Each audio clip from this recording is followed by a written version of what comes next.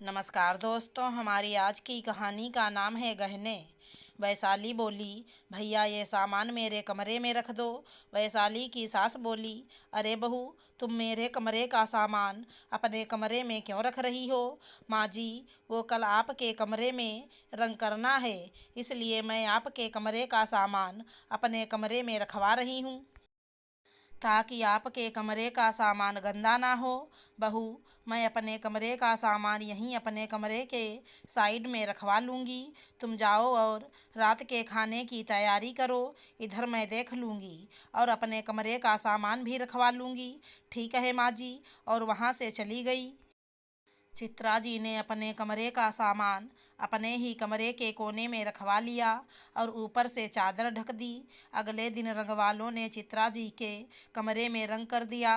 2 दिन बाद जब चित्रा जी बाजार जाने के लिए तैयार हो रही थी, तभी वो जोर से चिल्लाईं, हे भगवान, मेरे कंगन और अंगूठी कहाँ गई?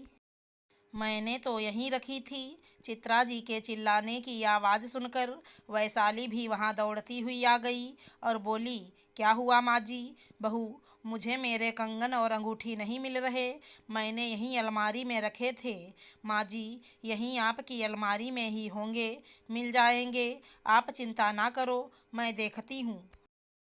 बहू, मैंने सारी अलमारी अच्छे से देख ली, कहीं भी नहीं है। फिर रोते हुए बोली, बहू, शायद रंगवालों ने ही तो नहीं उठा लिए होंगे मेरे गहने, इसलिए ही वो आज काम पर नहीं आए हों। माँ जी, ऐसे कैसे हो सकता है?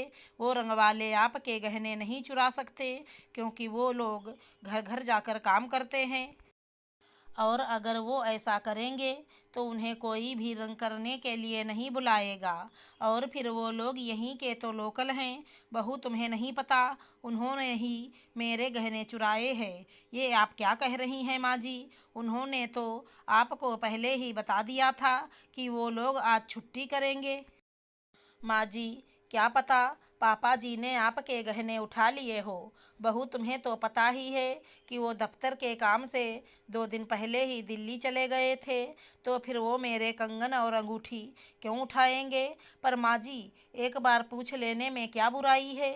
नहीं बहू, वो तो मुझे वैसे ही डांटना शुरू हो जाएंगे कि तुमने गहने ऐसे रखे ही क्यों? बहू, तुम्हारे पास तो उन रंगवालों का नंबर है, तुम उनको फ़ोन कर बोलो कि हमारे कुछ गहने चोरी हो गए हैं, कहीं तुमने तो नहीं चुराए हैं। माँ जी, ऐसे उनसे पूछना अच्छा नहीं लगेगा। मैं उनको फ़ोन करती हूँ और उन्हें घर आने को बोलती हूँ। बहू, वो अब घर नहीं आएंगे। माँ जी, वो बाद की बात है, मैं उन्हें फ़ोन कर रही हूँ। इतना कहकर वैशाली ने रंगवालों को फ़ोन कर दिया और कहा, कुछ ज़रूरी काम है, वो जल्दी घर आ जाएं। रंगवाले बेचारे जल्दी ही चित्रा जी के घर में पहुँच गए। उनके घर आते ही चित्रा जी चिल्लाईं, मेरे कंगन और अंगूठी वापस कर दो, जो तुम लोगों ने चुराई है, नहीं तो मैं पुलिस रिपोर्ट कर दूंगी। रंगवाले इतना सुनते ही चित्रा जी के पैरों में गिर पड़े और बोले, मैडम जी, हमने नहीं चुराए हैं आपके गहने। आप चाहें तो हमारे घर चलकर भी तलाशी ले सकती हैं।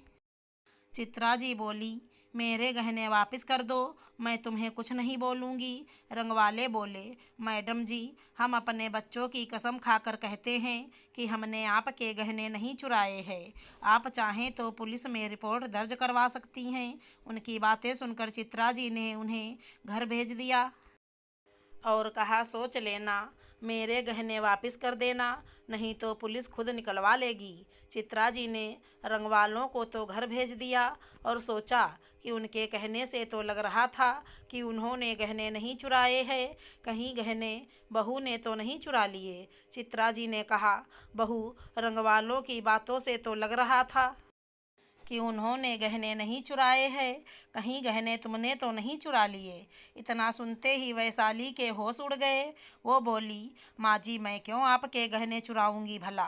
बहू, तो फिर इस घर में और कौन है जो मेरे गहने चुराएगा? माँ जी, आप मेरे कमरे की तलाशी ले सकती हैं, पर मैं फिर भी आपसे कह रही हूँ कि मैंने आपके गहने नहीं चुराए हैं। बहू चलो, मैं तुम्हारा कमरा देख लेती हूँ। चित्रा जी ने वैशाली के सारे कमरे की तलाशी ले ली, पर गहने नहीं मिले। चित्रा जी रोते हुए अपने कमरे में चली गईं, पर वैशाली की आंखों से आंसू रुकने का नाम ही नहीं ले रहे थे। वो सोच रही थी कि इतने सालों से मैं इस घर में रह रही हूँ, फिर भी माँ जी को मुझ पर शक है। उन्होंने एक बार भी नहीं सोचा कि मैं उनके गहने क्यों चुराऊंगी। मैं भी इसी घर का हिस्सा हूँ। यही सब सोचते सोचते उसकी आंख कब लग गई, उसे पता ही नहीं चला। सुबह उठी तो उसका मुंह रो रो कर सूज गया था, पर चित्रा जी ने उसकी तरफ ध्यान नहीं दिया। सुबह के अभी 8 ही बजे थे कि उसके ससुर भी दिल्ली से वापस आ गए। थोड़ी देर तक इधर उधर की बातें करने के बाद वैशाली के ससुर जी ने वैशाली से कहा, ये तुम्हारा मुंह कैसे सूज गया है। वैशाली बोली, पता नहीं कैसे सूज गया है। वैशाली के ससुर बोले, नहीं बहू, मुझे सच सच बताओ क्या बात है, क्योंकि तुम्हें देख कर लगता है कि तुम बहुत ज़्यादा रोई हो। इतना सुनते ही वैशाली रोने लगी और सारी बात अपने ससुर जी को बता दी। वैशाली के ससुर जी बोले, बहू मुझे माफ़ कर दो, ये सब मेरी वजह से हुआ है, क्योंकि कंगन और अंगूठी अलमारी से मैंने ही उठाए थे। घर में रंगवाले लगे थे और चित्रा ने अपने गहने ऐसे ही रखे थे, इसलिए मैंने गहने उठा लिए थे। पर मैं चित्रा को बताना भूल गया था। चित्रा बोली, अगर गहने आपने उठाए थे तो आपको मुझे बताना चाहिए था। मैंने ऐसे ही रंगवा लो और वैशाली पर शक कर लिया। बहू मुझे माफ़ कर दो। वैशाली बोली, माँ जी आप बड़ी हैं, आप माफ़ी ना मांगें, पर मैं एक बात आपसे ज़रूर कहना चाहती हूँ कि माँ जी आपने कैसे सोच लिया कि आपकी बहू चोर है। आपको दूसरों पर ना सही, पर अपनी बहू पर तो भरोसा होना चाहिए था। मैं भी तो अब इसी घर का हिस्सा हूँ, ये घर अब मेरा भी तो है। और माँ जी, आपने तो उन रंगवालों पर भी बिना किसी सबूत के इल्ज़ाम इतनी आसानी से लगा दिया। वो बेचारे भी तो मेरी तरह रात भर नहीं सो पाए होंगे। चित्रा जी बोलीं, बहू मुझे माफ़ कर दो, अब मैं कभी अपनी बहू पर शक नहीं करूँगी और उन रंगवालों के घर भी मैं अभी जाकर माफ़ी मांग लूँगी, क्योंकि मुझसे सच में बहुत बड़ी गलती हो गई है। अगर हमारी कहानी पसंद आई हो तो चैनल को लाइक शेयर सब्सक्राइब करें। धन्यवाद दोस्तों।